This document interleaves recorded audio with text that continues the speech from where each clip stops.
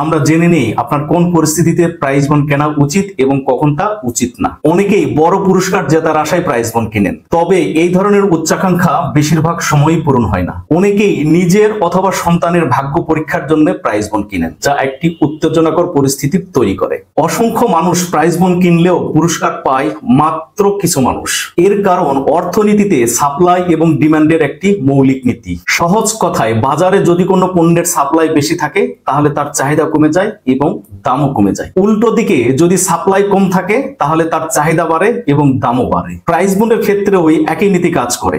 বাজারে প্রাইজ বন্ডের সংখ্যা অনেক বেশি, কিন্তু এর বিপরীতে পুরস্কারের সংখ্যা অনেক কম। প্রতি 10 লাখ প্রাইজ বন্ডের বিপরীতে 3 মাস অন্তর অন্তর মাত্র 46টি নাম্বারকে পুরস্কৃত করা হয়। তাই প্রচুর সংখ্যক মানুষ প্রাইজ বন্ড কিনলেও পুরস্কার পায় খুব সামান্য কিছু মানুষ।